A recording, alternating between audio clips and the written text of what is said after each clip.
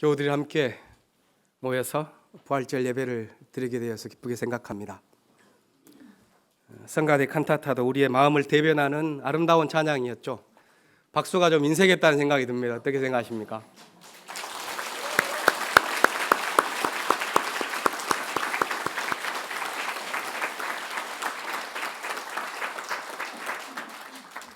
수주 동안 4시, 5시 넘어서까지 연습하셨습니다. 감사합니다.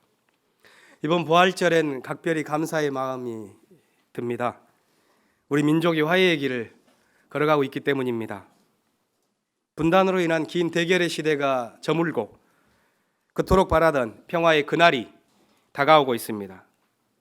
우리 역시도 새로운 시대를 맞이할 새로운 삶의 준비를 해야 하지 않겠는가 생각합니다. 부활주일에 묵상하는 우리의 첫 번째 주제는 예수의 부활입니다. 부활하신 주님은 갈릴리에서 민중들과 함께 활동하셨던 그 예수였고, 부활한 그분의 손에는 십자가에 달리면서 박힌 못자국이 남아 있습니다. 그런 의미에서 참된 부활은 과거의 기억과 흔적을 품고 있기 마련입니다. 부활은 망각을 통한 과거의 폐지가 아닙니다. 오히려 기억을 간직한 창조적인 변화입니다. 어떻게 우리를 아직까지 누르고 있는 과거를, 그 지배를 걷어내고 생명이 저마다 가지고 있는 아름다움과 가치를 이루면서 살아갈 수 있을까? 그것이 부활절을 맞는 우리의 물음일 것입니다. 민족의 부활을 꿈꾸는 오늘도 우리는 과거의 무게를 안고 살아가고 있습니다. 부활절 아침인 오늘부터 연례적으로 해오던 한미연합 군사훈련은 시작되었습니다.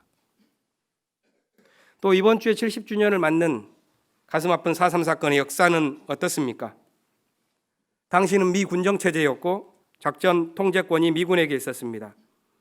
제주지구 사령관이었던 미군 대령 브라운은 내 사명은 진화뿐이다, 이렇게 말했다죠.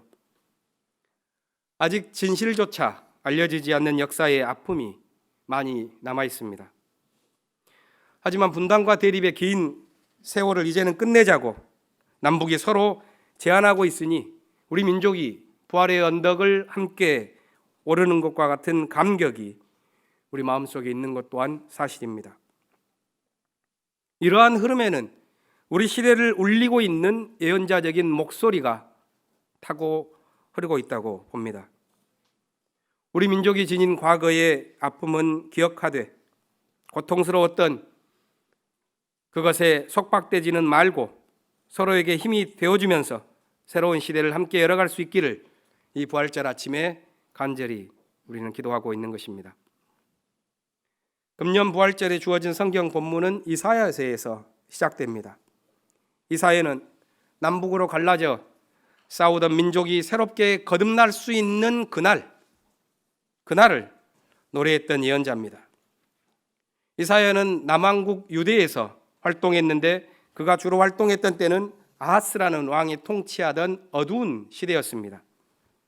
내부적으로는 부패와 불평등이 심했고 외적으로는 사대주의적인 외교가 민족을 분열과 위기로 몰고 갔습니다.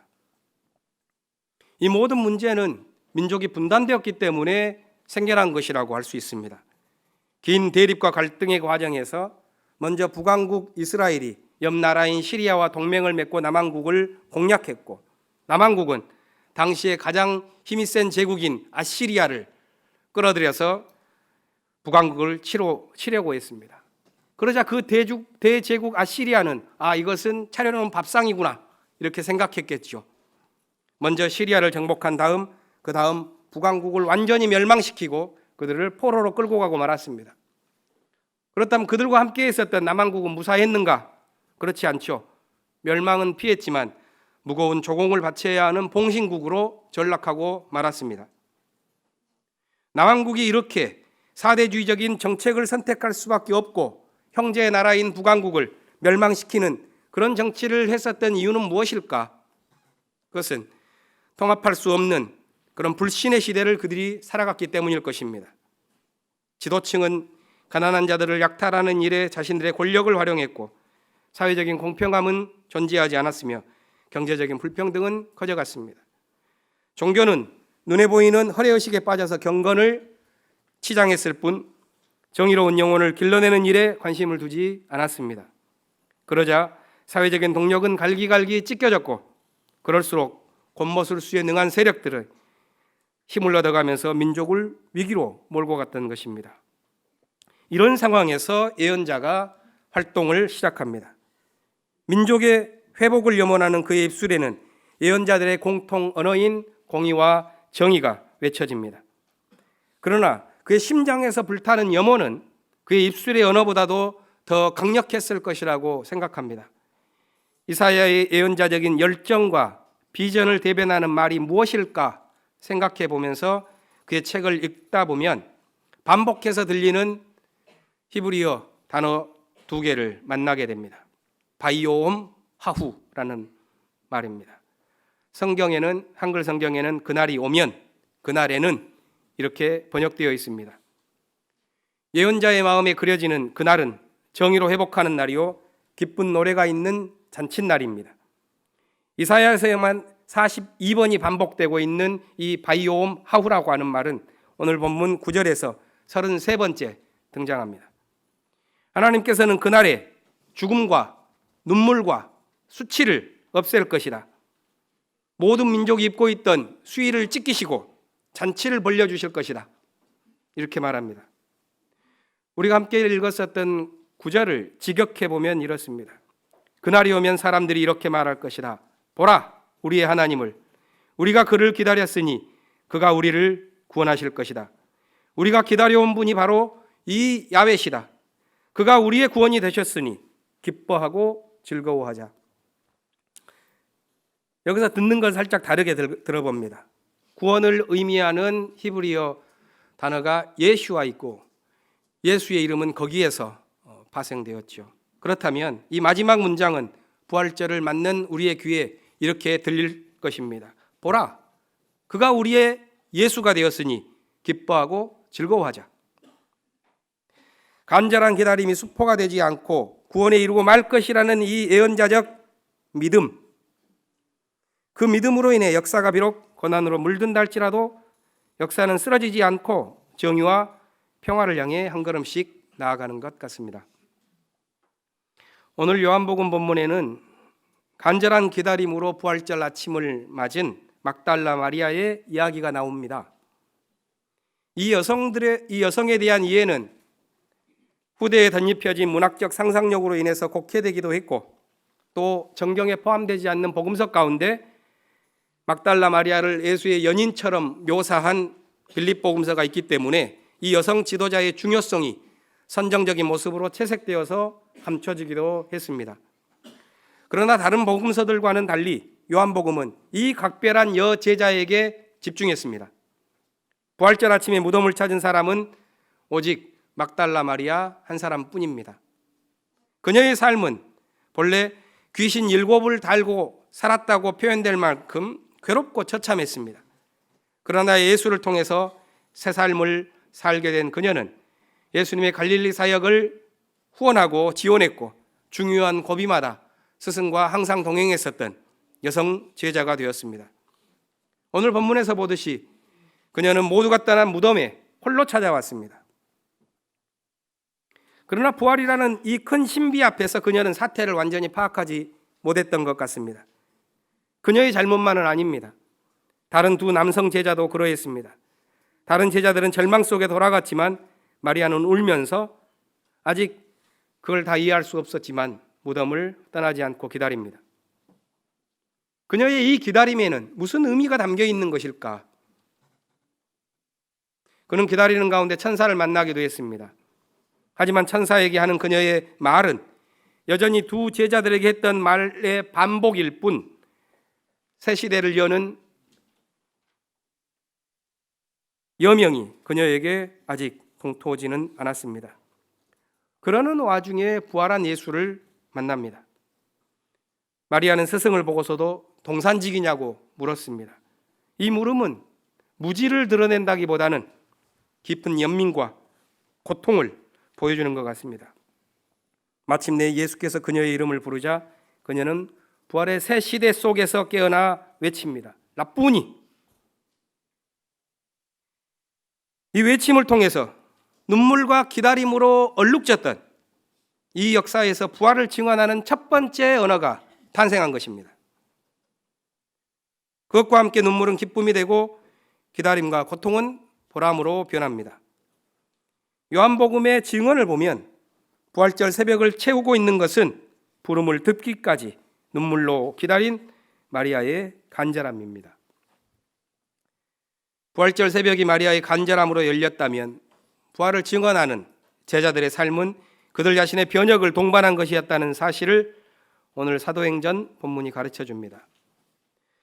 사도행전은 민족의 테두리에 갇히지 않고 복음이 그 경계를 넘어서 확대되어 나아가고 있다는 사실을 가르쳐 줍니다. 그 시작은 처참했습니다. 복음에 가장 순결했었던 스데반은 순교당했습니다. 그 고통스러웠던 예수의 복음이 그 자체의 생명력으로 차츰차츰 퍼져나아갑니다. 처음에는 적대시했던 사마리아로, 그 다음에는 외국 에티오피아 사람에게로, 그 다음에는 그 복음을 핍박했었던 사울에게까지, 마지막에는 제국의 지배자 로마군인 고넬료에게까지 전파됩니다. 오늘 본문은 고넬료의 집에서 했었던 베드로의 설교입니다. 예수의 삶과 죽음과 부활을 증언하는 베드로의 설교는 듣는 사람들에게 영감을 주었고 성령의 인도를 따라 살아가도록 그들을 인도했습니다. 이러한 자리가 어떻게 해서 만들어졌는지에 대해서 오늘 본문 앞 사도행전 10장은 자세히 묘사합니다. 결코 만날 수 없는 두 사람이 만난 것입니다. 고넬료와 베드로가 만난 것입니다. 무엇이 그들을 만나게 했을까? 그들이 각자 하나님이 그들의 마음속에 부어주신 꿈을 꾼 것이죠. 그들은 이 꿈을 통해서 이어지고 그래서 서로 만나게 되었습니다. 그렇기 때문에 이 만남 자체가 저는 이미 메시지를 완성시키고 있다고 보고 있습니다. 오늘 본문에서 베드로가 전한 예수에 관한 메시지보다도 그것을 전하기 위해서 변화된 베드로의 삶 자체가 부활을 증언하고 있다, 이렇게 봐도 되겠습니다. 우리가 알고 있듯이 베드로는 제자들 가운데서도 세속적인 승리주의를 끝까지 버리지 못한 사람이었고 완고한 민족주의자였습니다. 그는 메시아는 십자가에 달려서는 안 되는 승리자가 되어야 한다고 생각했고 할례받지 않는 이방인들은 예수의 제자가 결코 될 수 없다고, 그렇기 때문에 자신도 어울려서는 안 되겠다고 생각하고 있던 사람이었습니다. 그런 그가 변화했죠. 부활한 예수를 만난 후에 누가 진정으로 구원을 베풀 수 있는 메시아인지를 알게 되었고 이방군인 고넬료를 만나는 자리에 오는 동안 그는 복음이 모든 사람을 위해서 열려진 것이어야만 한다는 사실을 깨달은 것입니다. 오늘 본문에서 자신이 깨달은 사실을 고백합니다. 더 이상 폐쇄적인 민족주의에 갇혀 말하지 않습니다. 하나님은 당신을 두려워하며 정의를 위해 일하는 사람이라면 그가 어느 민족에 속하여 있든지 받아주실 것이다. 이것은 놀라운 고백입니다. 예수께서는 만민의 주님이시다. 이것 역시도 베드로의 입에서 들려오기에는 놀라운 고백입니다. 이 베드로의 선포는 초대교회가 갖고 있는 고민을 반영한 것이기도 하며 진리가 진리이기 위해서는 민족적인 폐쇄성을 뛰어넘어서 흘러 넘쳐야 한다는 믿음이기도 합니다. 또한 그것이 다양한 사람들이 공동체를 이루는 이후의 모든 교회의 가르침이기도 할 것입니다. 오늘 우리가 묵상했었던 부활절 본문은 새로운 세계를 갈망하는 사람들의 이야기입니다. 민족이 회복되는 날, 거듭난 부활의 새 아침을 꿈꾸고 기다린 사람들, 그날을 위하여 자신을 먼저 변화시켜 갔었던 믿음의 사람들, 부활절을 살아갈 우리들의 믿음 또한 그러하기를 빕니다. 저의 말씀은 여기서 마치고자 합니다. 대신 두 분을 초대해서 부활절 예배에서 우리가 품을 믿음에 대해서 듣고자 합니다. 지난 3주 동안 세례 교육을 받고 오늘 세례를 받기 위해서 준비한 최연애, 서가영 교우를 앞으로 초대합니다. 이분들은 준비한 신앙 고백문이 우리 공동체를 다시 떨리는 신앙의 출발선으로 인도해 줄 수 있기를 기대합니다.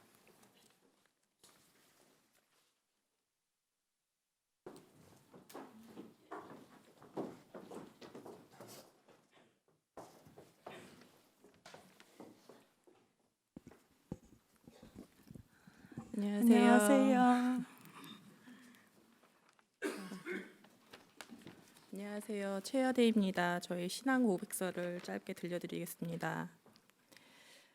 저는 신앙이 없는 채로 살아오다가 20대에 독실한 그리스도 신자였던 남편과 연애를 하면서 전도를 늘 받았습니다.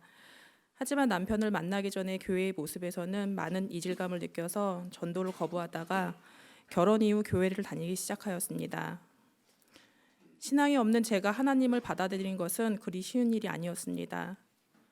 일부 교회에서 전하는 하나님의 말씀은 때로는 융통성이 없고 독단적이며 물질적인 것을 추구하는 모습으로 보였기 때문입니다.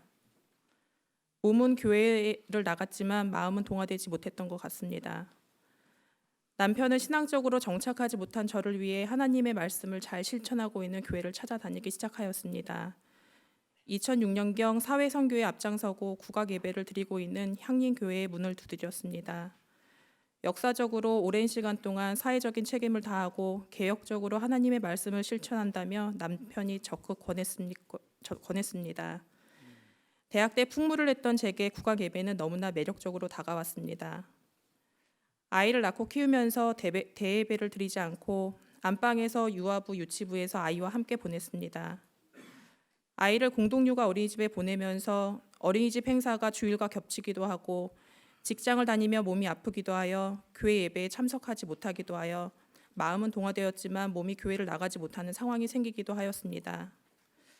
세례는 전혀 생각하지 못하다가 작년 크리스마스 세례식을 보고 목사님께 문의하게 되었습니다. 조원정 목사님의 이임식 모습에서 예수님의 재림을 생각하게 되었습니다. 이 땅에 핍박받고 고통받는 사람들과 언제나 거리에서 함께 하시고 낮은 곳으로 임하시며 예수님의 삶을 따라 살아오신 목사님의 삶을 이야기하는 향림교우들을 보고 목사님과 함께했던 많은 분들의 말씀을 들으며 이 땅에 예수님이 오신다면 이러한 모습일 것이다 라고 생각을 하게 되었습니다. 작년부터 하나님의 자녀로서 교회에서 작게나마 역할을 찾아야겠다고 생각을 하게 되었고 신앙적으로도 더 단단해져야겠다는 다짐을 하게 되었습니다. 저는 생명과 정의와 평화의 하나님을 믿으며 하나님 나라의 완성을 위해 복음을 전파하고 하나님의 삶을 배우고 따르려고 노력할 것입니다. 하나님이 인도하시는 대로 하나님을 따르며 하나님의 자녀가 되기를 기도하겠습니다. 하나님께서 저의 죄를 사하여 주신 것 같이 우리의 이웃의 잘못을 용서하고 함께하는 향기로운 이웃이 되도록 하겠습니다. 감사합니다.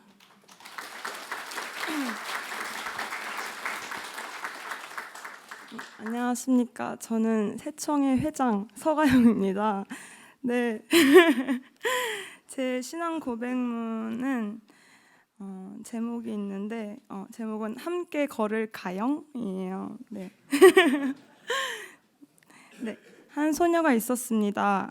호기심 많은 소녀는 어렸을 적부터 할머니와 엄마가 항상 외치는 하나님의 존재가 궁금합니다. 교회를 찾아가 봅니다. 찾아가 하나님을 증명해내라고 요구해 봅니다. 답을 찾지 못합니다. 교회를 떠나도 보고 그 존재에게 협박도 해봅니다. 사랑하는 사람을 나에게서 데려가지 말라고, 그러면 당신을 믿겠다고. 소녀는 기회를 얻었지만 아무리 노력을 해봐도 하나님은 나타나지 않았습니다. 끊임없이 의심합니다. 소녀에게 하나님은 나타나지 않았습니다. 세상 밖으로 나온 소녀는 세상이 평화롭지 않다는 사실을 알게 됩니다. 사람들은 본인의 내일을 위해 타인의 오늘을 빼앗아 갔습니다. 소녀는 좌절합니다. 전지전능하다는 하나님은 그 어디에도 없었습니다. 소녀는 그 존재에 대한 궁금증을 부정으로 깊게 묻었습니다. 그렇게 남들과 별반 없이 다르지 않게 살아갑니다. 소녀는 예전부터 마음속에 소중히 품고 있는 꿈이 있었습니다. 그 꿈은 소녀의 오늘을 살게 해주는 그런 꿈이었습니다. 소녀는 하루하루 그 꿈을 향해 걸어갑니다. 그 길을 걷는 동안 가슴이 뛰었지만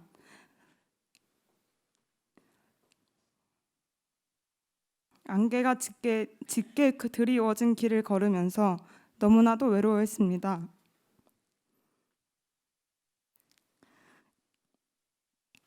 그런 소녀에게 함께 걸을까요? 하고 말을 걸며 한 친구가 다가왔습니다. 안개 때문에 그 형상은 보이지 않았지만 소녀는 확신할 수 있었습니다. 그제야 소녀는 하나님이 각기 다른 형태로 사람들의 마음속에서 자리한다는 것을 알게 되었습니다. 그리고 소녀는 소녀의 마음의 일부를 그 친구를 위해 내어주었습니다. 오늘도 소녀는 모든 사람들이 존중받고 서로 섬기는 세상을 꿈꿉니다. 아픈 사람들의 손을 잡아주고 상처를 어루만져주고 사람을 사랑하는 그런 순수한 열정으로 사람을 섬기겠다는 그런 꿈을 꿉니다. 세상은 소녀가 이해할 수 없는 것들 투성입니다. 숫자가 적혀있는 종이 쪼가리에 눈이 먼 채 죽어가는 이웃을 보지 못하는 사람들, 본인의 생각과 마음이 공동체보다 먼저인 사람들을 이해하기에는 아직 많이 어린가 봅니다. 세상은 다른 사람들을 찌를 수 있는 가시와 날이 많이 박혀 있었습니다. 소녀는 이 세상에서 살아남기에 적합한 조건들을 갖추지 않고 있습니다. 한없이 약해 다치고 넘어지고 흔들렸습니다. 소녀는 아직 꿈을 이루기에 미숙하고 어리숙합니다. 하지만 소녀는 괜찮았습니다. 든든한 친구와 함께 끝이 보이지 않는 그런 길을 묵묵히 걸어갈 뿐입니다. 아무리 부정해봐도 소녀의 자리는 결국 여기였습니다. 결국 저는 여기 있습니다. 제 마음의 일부를 차지하고 있는 친구와 저의 꿈대로 사람을 섬길 수 있는 성숙한 사람이 되고 싶습니다. 성숙함 속에서도 사람에 대한 열정을 갖고 있는 순수한 사람이 되기 위해 노력하겠습니다. 이것이 제 신앙입니다. 제 믿음과 소망을 이 자리에서 고백합니다.